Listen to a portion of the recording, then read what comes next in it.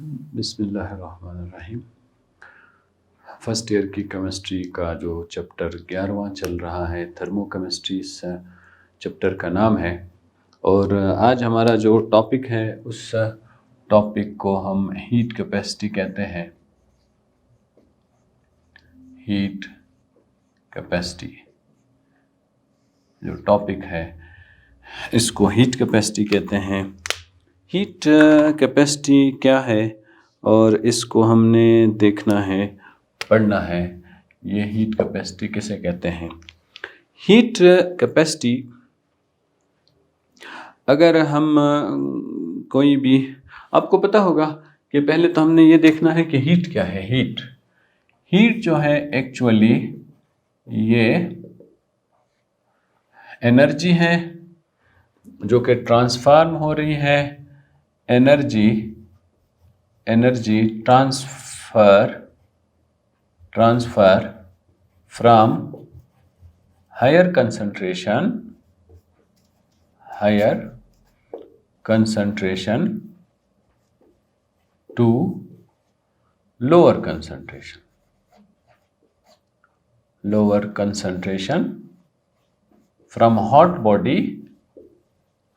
from hot object to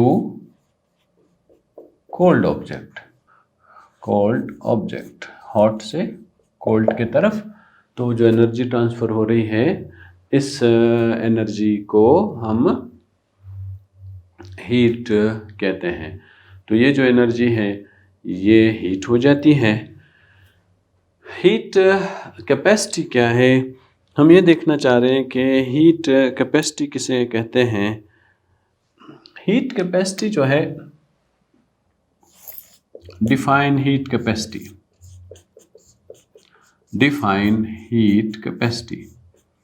heat capacity को हमने define करना है।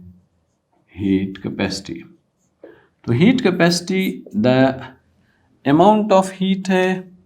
हीट कैपेसिटी क्या? The amount of heat,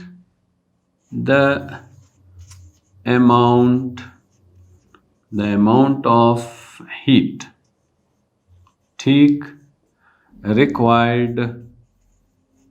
required to raise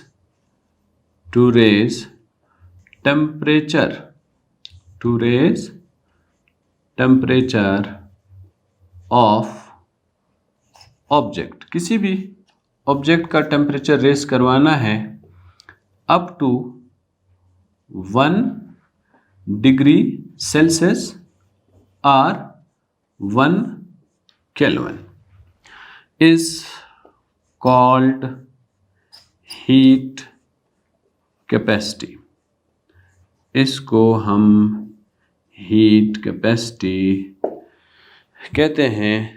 ये जो हीट कैपेसिटी है इसको हम किस तरह डिनोट करते हैं?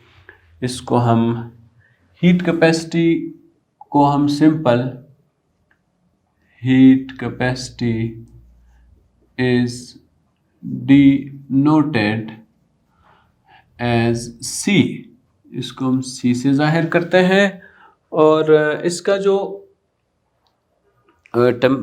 जो हम यूनिट लिखते हैं, इसका जो यूनिट है जॉल पर ग्राम पर डिग्री सेल्सियस है। इसका जो यूनिट जो है जॉल पर ग्राम पर सेल्सियस। जॉल पर ग्राम पर सेल्सियस हम इसका यूनिट लिखते हैं। ये अगर हमने इस तरह लिखना है, जे हो गया, जॉल है, पर ग्राम है, पर सेल्सियस है। ये इसका यूनिट अमूमन इस तरह यूनिट इसका लिखा जाता है।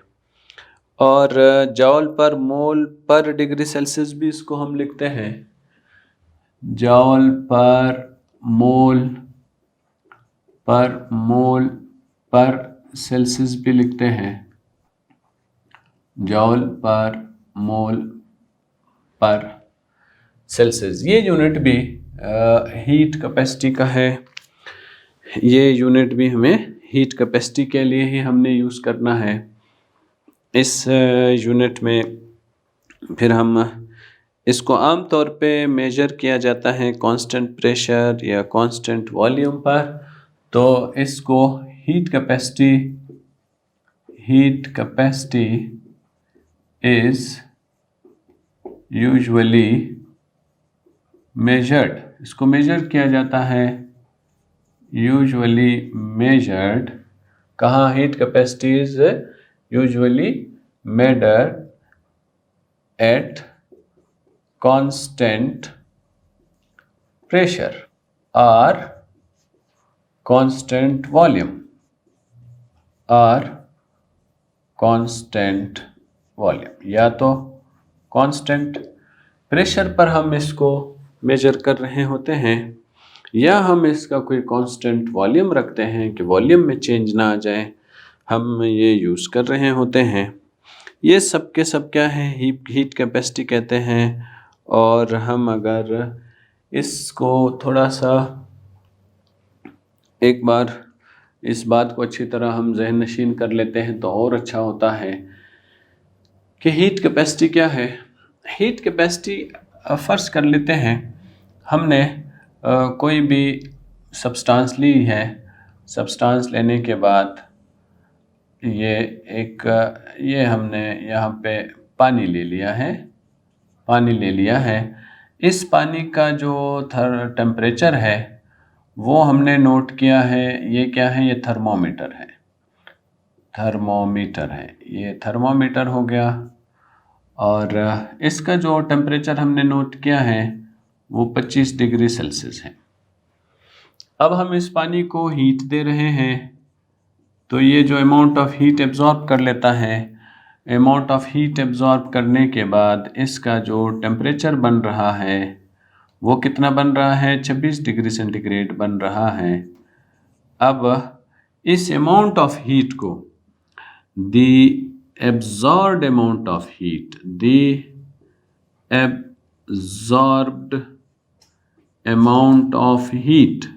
एब्जॉर्ब्ड अमाउंट ऑफ हीट, जितनी हीट इसने एब्जॉर्ब की है उस अमाउंट ऑफ हीट को इज कॉल्ड,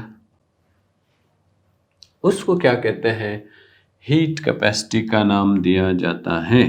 हीट कैपेसिटी का नाम दिया जाता है। हीट कैपेसिटी जो है वो आम तौर पे हमारे पास दो किस्म की है। Heat capacity is of two types. Heat capacity is of two types, दो किस्म के हैं। एक को हम कहते हैं मोलर हीट कैपेसिटी, एक का नाम हो जाएगा मोलर हीट कैपेसिटी हो जाएगा, और दूसरे का जो नाम हो जाएगा वो जो है वो हम स्पेसिफिक हीट कैपेसिटी हो जाएगी। एक का नाम हो जाएगा specific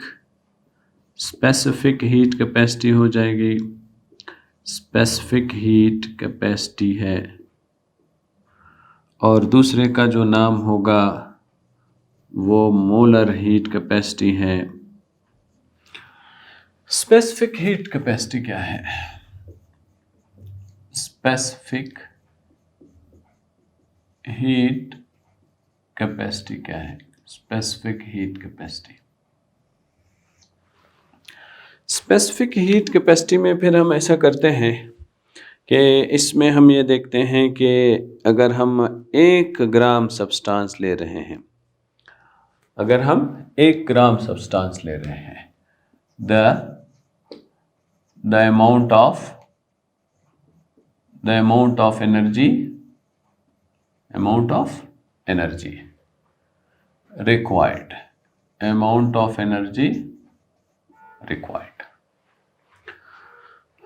to raise, the amount of energy required to raise 1 degree Celsius or 1 Kelvin of 1 gram substance, यहाँ 1 ग्राम सब्सटेंस अगर हम ले रहे हैं, 1 ग्राम सब्सटेंस का क्या मतलब है, हम एक कंटेनर ले रहे हैं, इस कंटेनर में हमने 1 ग्राम पानी डालना है।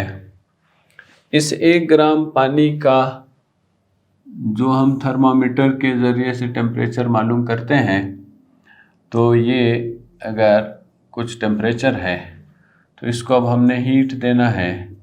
ये जब हीट एब्जॉर्ब कर लेगा, इसके हीट एब्जॉर्ब करने के बाद अगर टेम्परेचर बढ़ जाता है 26 डिग्री सेंटीग्रेड तक हो जाता है, तो इस अमाउंट ऑफ हीट को फिर स्पेसिफिक हीट कैपेसिटी कहते हैं।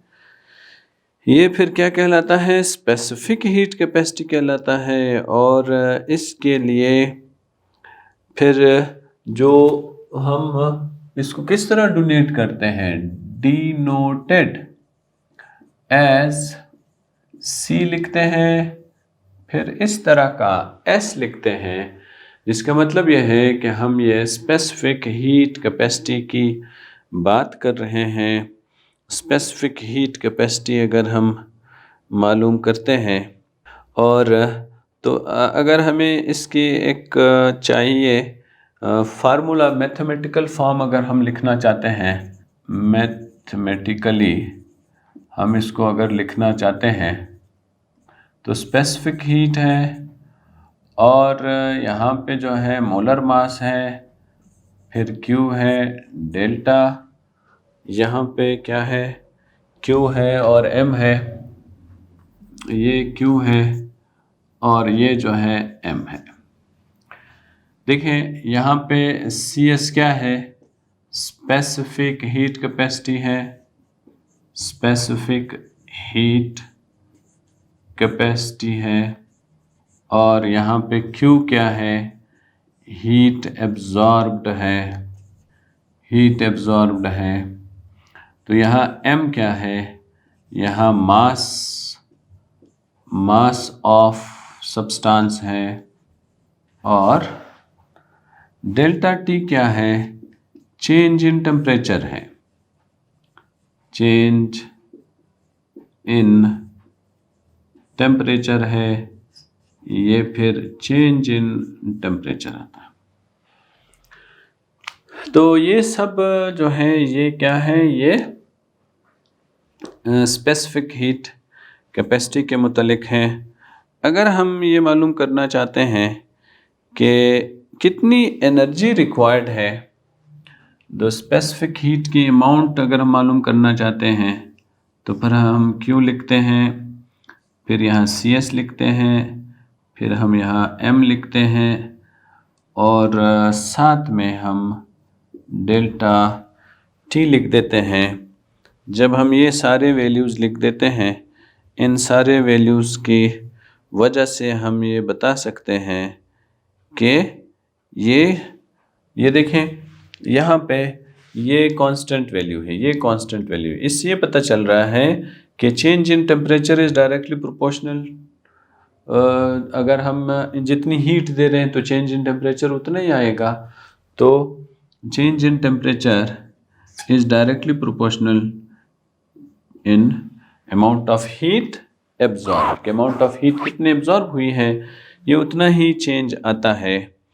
और इसके अलावा जब हम दूसरे तरफ जा रहे हैं कि दूसरा जो डेफिनेशन है, उस दूसरी डेफिनेशन को क्या, मोलर हीट कैपेसिटी है। नेक्स्ट जो आ रहा है वो है molar heat capacity, molar heat capacity है। So the amount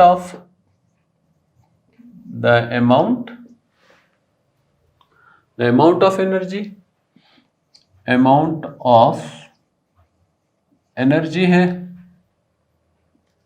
required, amount of energy है required to raise 1 degree Celsius or 1 Kelvin of 1 mole substance, यहाँ फिर मोल है, यहाँ 1 ग्राम सब्सटेंस है और यहाँ 1 मोल सब्सटेंस है। अगर हम 1 मोल सब्सटेंस ले रहे हैं या 1 ग्राम सब्सटेंस ले रहे हैं तो फिर इनकी जो डेफिनेशन है वो चेंज हो जाती है, उनका नाम चेंज हो जाता है, वैल्यू में फ़र्क पड़ता है। अब हमने यहाँ क्या लिया है, यहाँ अब हमने 1 मोल लिया है, 1 मोल वाटर लिया है, 1 मोल वाटर लिया है। फिर हमने इसको थर्मामीटर के ज़रिए से, ये 25 डिग्री सेंटीग्रेड है, ये बढ़ रहा है, ये 26 डिग्री सेंटीग्रेड है, इसको हम हीट दे रहे हैं। इसको जो है हम अगर डिनोट कर रहे हैं, डिनोटेड एज, हम अगर इसको लिखना चाह रहे हैं तो हम इसको सिंपल बस सी लिख देते हैं और छोटा सा एम नीचे की तरफ लिख देते हैं, सी लिख देते हैं और छोटा सा एम लिख देते हैं। तो यहाँ पे ये मोलर हीट कैपेसिटी हो जाती है, ये मोलर हीट कैपेसिटी के मुतलिक है। Specific heat capacity of substance can easily be converted into molar heat capacity।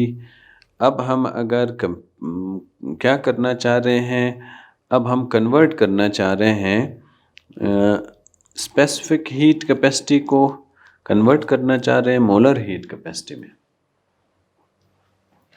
तो conversion of specific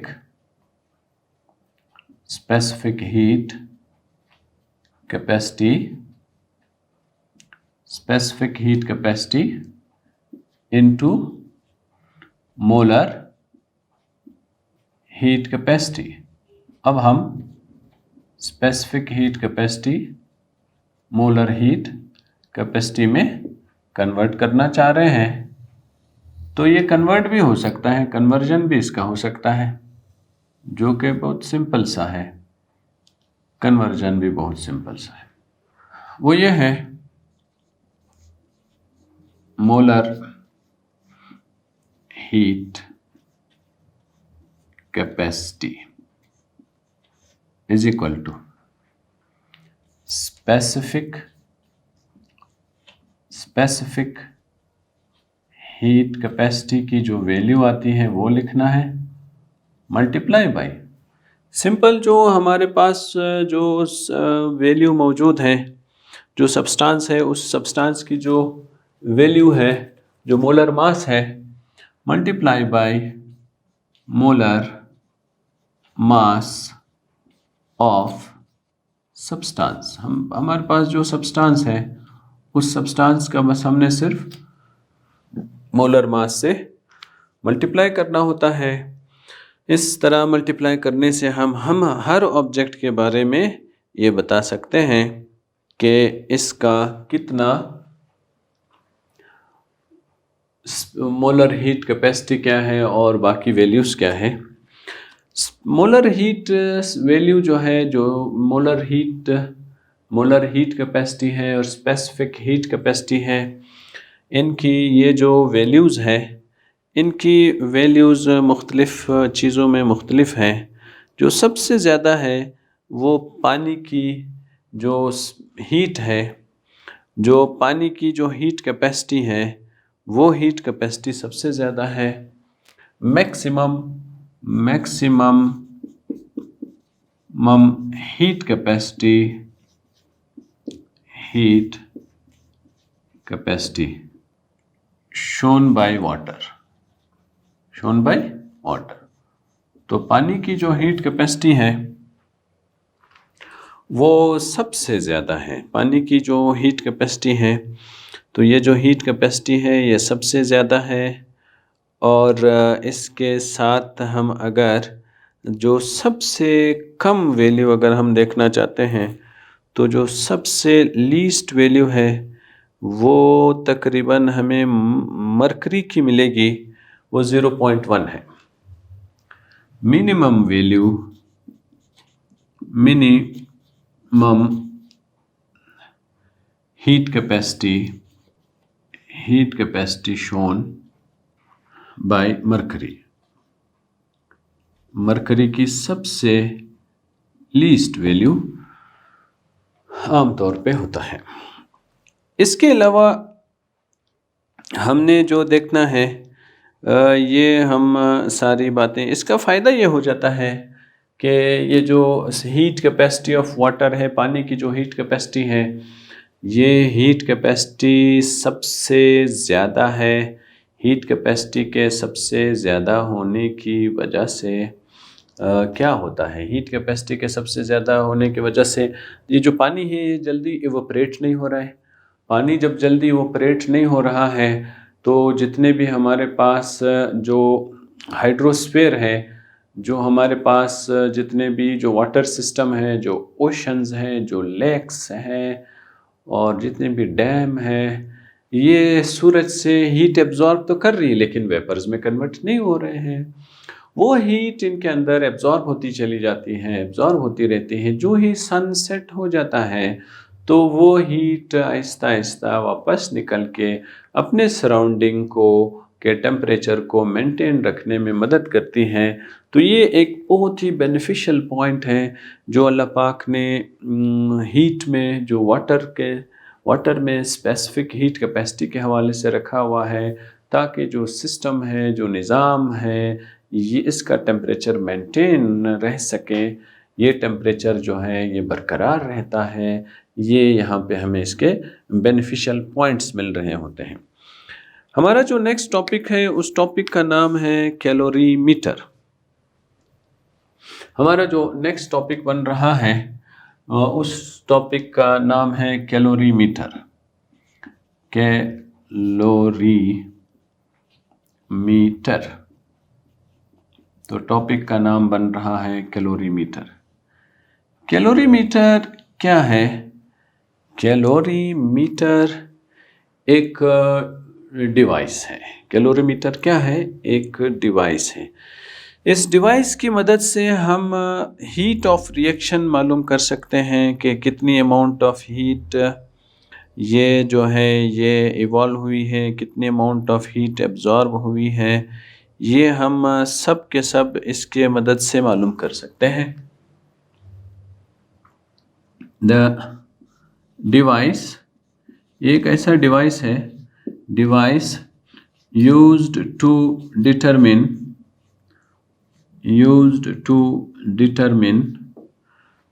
the device used to determine heat of reaction is called calorimeter। अब heat of reaction में ये है कि हम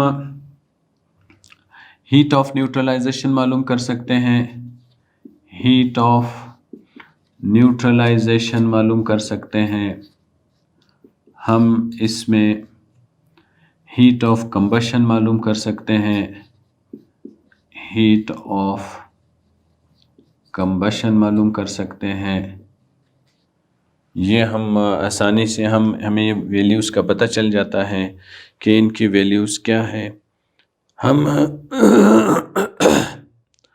हम ये सारी इन्फॉर्मेशन यहाँ से हम ले सकते हैं कि अगर हमने हीट ऑफ न्यूट्रलाइजेशन का क्या मतलब है, हीट ऑफ न्यूट्रलाइजेशन अगर हम देखना चाहते हैं तो इसका क्या मतलब बनता है। हीट देखें, न्यूट्रलाइजेशन जो है, न्यूट्रलाइजेशन प्रोसेस एक ऐसा प्रोसेस है, न्यूट्रलाइजेशन प्रोसेस एक ऐसा प्रोसेस है, the process in which salt is formed या acid or base reacts to show neutralization process,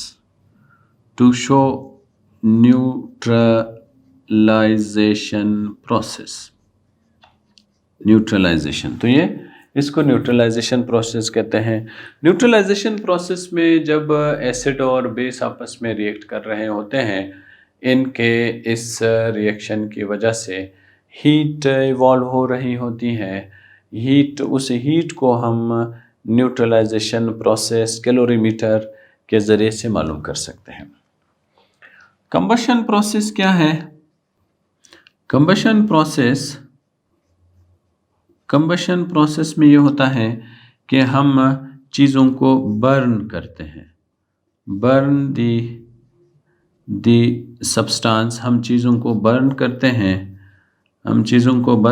हैं in the presence of oxygen. In the presence of oxygen, जब हम ऑक्सीजन की मौजूदगी में चीज़ों को बर्न करते हैं तो इस प्रोसेस को कंबशन प्रोसेस कहते हैं। इस प्रोसेस के दौरान जो हीट इवॉल्व हो रही होती है, उस हीट को भी हम कैलोरीमीटर के ज़रिए से मालूम कर सकते हैं।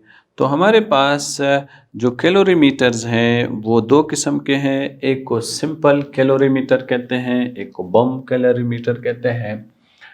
Types of calorimeter types of calorimeter है। कैलोरीमीटर हमारे पास दो किस्म के हैं। एक को सिंपल कैलोरीमीटर कहते हैं, दूसरे को बॉम कैलोरीमीटर कहते हैं। आमतौर पे जो सिंपल कैलोरीमीटर होता है, इसमें हम सॉल्यूशंस यूज़ कर रहे होते हैं। सॉल्यूशंस का जो स्पेसिफिक हीट है, वो स्पेसिफिक हीट हम मालूम कर रहे होते हैं। इसमें हमने बस सिर्फ इतना देखना होता है कि टेम्परेचर चेंज कितना आया है। जो सिंपल कैलोरीमीटर है, उसमें हमने बस इतना देखना होता है कि हमारे पास जो फार्मूला है Q है, और ये जो स्पेसिफिक हीट है मल्टीप्लाई बाय मोलर मास है, multiply by change in temperature है। तो ये जो चेंज इन टेम्परेचर मालूम करने के लिए हम ये प्रोसेस कर रहे होते हैं। इस प्रोसेस में हम क्या करते हैं? इस प्रोसेस में हमारे पास एक सिंपल सा कैलोरीमीटर होता है। इस कैलोरीमीटर में एक स्टिरर होता है।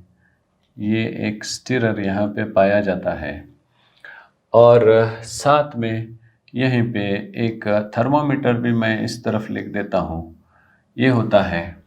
यहाँ हम क्या करते हैं? यहाँ हम पहले एक एसिड इसमें डाल देते हैं। एसिड डालने के बाद टेम्परेचर नोट कर लेते हैं। उसके बाद फिर हम बेस डाल देते हैं। बेस डालने के बाद जो इनिशियल टेम्परेचर हम नोट कर लेते हैं कि इसका इनिशियल टेम्परेचर कितना आता है। इनिशियल टेम्परेचर के नोट करने के बाद फिर जब हम ये सारी चीज़ें मिक्स कर देते हैं, मिक्स करने के थोड़ी देर इसको छोड़ देते हैं और साथ में स्टिर कर रहे होते हैं। साथ में जब स्टिर कर रहे होते हैं तो जो इनिशियल टेम्परेचर है और फाइनल टेम्परेचर है, इन दोनों का जब हम चेंज निकाल लेते हैं, इनका जो डिफरेंस निकाल लेते हैं, इनके इस डिफरेंस के बाद फिर हमें पता चल जाता है कि कितना डिफरेंस है। वैल्यूज़ हम पुट कर देते हैं, इस फार्मूले में वैल्यूज़ पुट कर देते हैं। फार्मूले में वैल्यूज़ पुट करने के बाद फिर हम ये चीज़ें आसानी से मालूम भी कर सकते हैं। इसी तरह हम जो स्ट्रॉन्ग बेस है और स्ट्रॉन्ग एसिड है, इन दोनों को अगर हम रिएक्ट करवाना होता है, इन दोनों को रिएक्ट करवाने के लिए हम ये यूज़ कर रहे होते हैं। अब अगर हम दूसरे तरफ आ रहे हैं, दूसरे तरफ में हमने कोई भी सॉलिड चीज़ है, हमारे पास कोई भी फ्यूल है, लिक्विड फॉर्म में भी हो सकता है, ये हमारे पास मौजूद है। हम इनकी जो है मालूम कर लेते हैं कि ये कितना हम इसमें यूज़ करते हैं। तो ये जो दूसरा तरीका है, दूसरा फिर बॉम कैलोरीमीटर है। हम इसके ज़रिए से भी बॉम कैलोरीमीटर मीटर है, इसके ज़रिए से भी हम मालूम कर सकते हैं specific heat, amount of heat जो एब्ज़ॉर्ब हुई है, और इस अमाउंट ऑफ हीट के एब्ज़ॉर्ब होने की वजह से जो इसके अंदर जो चेंज आया है, ये हम अगर नोट करना चाहते हैं तो हम ये दोनों आसानी से, इन दोनों के ज़रिए से ये वैल्यूज़ फार्मूला वही हमने रखना है और इसको हम चेंज कर सकते हैं। हीट कैपेसिटी हमारा जो टॉपिक जहाँ से शुरू हुआ था उसमें ये था कि हीट कैपेसिटी हमने पढ़ना था। हीट कैपेसिटी ये है कि जब भी हमारे पास कोई भी सब्सटेंस होता है, उस सब्सटेंस का टेम्परेचर हमने चेंज करना है बाय 1 डिग्री सेंटीग्रेड या 1 केल्विन है। केल्विन और सेंटीग्रेड और केल्विन, इन दोनों ये जो दो टेम्परेचर्स हैं, इनके जो डिविजन्स हैं वो सेम है। अब डिविजन्स के सेम होने का क्या मतलब है? डिविजन्स के सेम होने का मतलब ये है, अगर मैं यहाँ पे लिखता हूँ टेम्परेचर, लिखता हूँ टेम्परेचर का स्केल लिखता हूँ, तो यहाँ अगर मैंने लिख दिया है, एक स्केल लिख दिया है, यहाँ मैंने दूसरा स्केल लिख दिया है। अब ये स्केल लिखने के बाद ये स्केल है, ये इधर मैंने लिख दिया, इसको मैं स्टार्ट करवा रहा हूँ 0 से और ये 100 तक जा रहा है, ये हो जाएगा सेल्सियस। और ये 273 से जा रहा है, 373 तक जा रहा है, इसको कहते हैं केल्विन। अब देखिए यहाँ इन दोनों के बीच में क्या डिफरेंस आ रहा है। यहाँ पे ये है कि इन दोनों के बीच में ये जो यूनिट्स हैं, टोटल जो यूनिट्स हैं, ये 100 के बराबर है। ये जो टोटल यूनिट्स हैं ये 100 के बराबर है। इसलिए इसका जो एक यूनिट है, एक सेल्सियस के बराबर है, वो एक यूनिट इसका 1 केल्विन के बराबर है। तो 1 सेल्सियस 1 केल्विन के बराबर होता है। लेकिन 0 डिग्री सेंटीग्रेड 0 केल्विन के बराबर नहीं होता है। ये मैं यहाँ पे एक यूनिट की बात कर रहा हूँ। इस वजह से अगर हमारे पास कोई भी सब्सटेंस है, हम ये चाहते हैं कि उस सब्सटेंस का हमें क्या मालूम हो जाए। हम ये चाह रहे हैं कि उस सब्सटेंस का हम ये नोट करना चाहते हैं कि कितनी अमाउंट ऑफ एनर्जी, कितनी हमने अमाउंट ऑफ एनर्जी लगानी है, ताकि वो जो सब्सटेंस है, उस सब्सटेंस का जो टेम्परेचर है वो 1 डिग्री सेंटीग्रेड तक इंक्रीज़ हो जाए। तो जो अमाउंट ऑफ एनर्जी हम दे रहे हैं, उस अमाउंट ऑफ एनर्जी को हीट कैपेसिटी कहते हैं। ये जो हीट कैपेसिटी है, ये हीट कैपेसिटी हमारे पास दो किस्म की है। एक किस्म को हम कहते हैं स्पेसिफिक हीट कैपेसिटी, और दूसरे किस्म को हम कहते हैं मोलर हीट कैपेसिटी है। स्पेसिफिक हीट कैपेसिटी किसे कहते हैं? स्पेसिफिक हीट कैपेसिटी उसे कहते हैं जिसमें हम अगर कोई भी सब्सटेंस ले रहे हैं, लेकिन उस सब्सटेंस का हमने पहले से ही वज़न मालूम करना होगा। हमने 1 ग्राम वो सब्सटेंस लेना होगा। अगर हम 1 ग्राम सब्सटेंस ले रहे हैं, उस 1 ग्राम सब्सटेंस के लेने की वजह से 1 ग्राम सब्सटेंस ले रहे हैं, उस 1 ग्राम सब्सटेंस का हम ये नोट कर रहे हैं कि 1 डिग्री सेल्सियस के चेंज होने के लिए कितनी अमाउंट ऑफ हीट एब्जॉर्ब होती है, उसको कहते हैं स्पेसिफिक हीट कैपेसिटी। उसके लिए हम मैथमेटिकल फॉर्म यूज़ कर रहे होते हैं और ये फार्मूला यूज़ कर रहे होते हैं। ये स्पेसिफिक हीट कैपेसिटी के लिए है और ये अमाउंट ऑफ एनर्जी एब्जॉर्ब के लिए हैं। ये उसका जो सब्सटेंस है उसका मोलर मास है, और साथ में ये चेंज इन टेम्परेचर है। और हम अगर स्पेसिफिक हीट कैपेसिटी के यूनिट्स की तरफ आते हैं, इसके यूनिट्स जॉल पर ग्राम पर सेल्सियस होता है। और हम अगर ये मालूम करना चाहते हैं कि कितनी हीट एब्जॉर्ब हुई है, तो हम इसी फार्मूले की मदद से हम हीट भी मालूम कर सकते हैं कि कितनी हीट यहाँ पे एब्जॉर्ब हुई है, हीट के एब्जॉर्ब होने की अमाउंट कितनी है। इसी तरह अगर हम स्पेसिफिक हीट के तरफ जा रहे हैं, तो मोलर हीट कैपेसिटी अगर हम देखना चाह रहे हैं कि मोलर हीट कैपेसिटी कितनी होती है, तो जो amount of energy required to raise 1 क्या डिग्री सेल्सियस और 1 केल्विन ऑफ 1 मोल सब्सटेंस। यहाँ पे हमने सब्सटेंस 1 मोल लेना है। अगर आप यहाँ पे थोड़ा सा क्लेरिफाई करना चाह रहे हैं, देखिए ये 1 ग्राम है, ये 1 मोल है। 1 मोल, तो 1 मोल में अगर 1 मोल पानी हम ले रहे हैं तो 1 मोल वाटर में कितने ग्राम्स होते हैं? तो 18 ग्राम्स होते हैं। इसका मतलब यह है कि हम यहाँ पे 18 ग्राम ले रहे हैं। यहाँ पे हम 18 ग्राम पानी ले रहे हैं, यहाँ पे हम 1 ग्राम पानी ले रहे हैं। तो ये जो स्पेसिफिक हीट कैपेसिटी है, इसकी जो अमाउंट ऑफ हीट एब्जॉर्ब हो रही है, इसकी मिकदार कम होती है, ये थोड़ी अमाउंट ऑफ हीट एब्जॉर्ब होती है। अगर हम 1 मोल ले रहे हैं, मोलर हीट कैपेसिटी ले रहे हैं, मोलर हीट कैपेसिटी, मोल ज़्यादा क्वांटिटी होता है, ये ह्यूज अमाउंट है। तो ये जो एनर्जी एब्जॉर्ब कर रहा है, ये ज़्यादा मिकदार में एनर्जी एब्जॉर्ब कर रहा है। इसलिए स्पेसिफिक हीट कैपेसिटी और मोलर हीट कैपेसिटी में फिर ये डिफरेंस भी है कि स्पेसिफिक हीट कैपेसिटी की जो अमाउंट है वो कम होती है, मोलर हीट कैपेसिटी की जो अमाउंट होती है, अमाउंट ऑफ एनर्जी है, वो ज़्यादा होती है।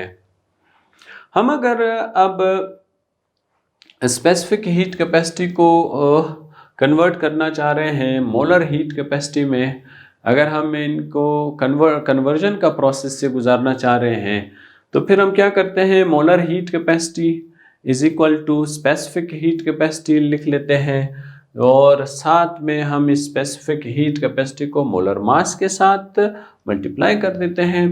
देखें स्पेसिफिक हीट कैपेसिटी क्या है, 1 ग्राम है।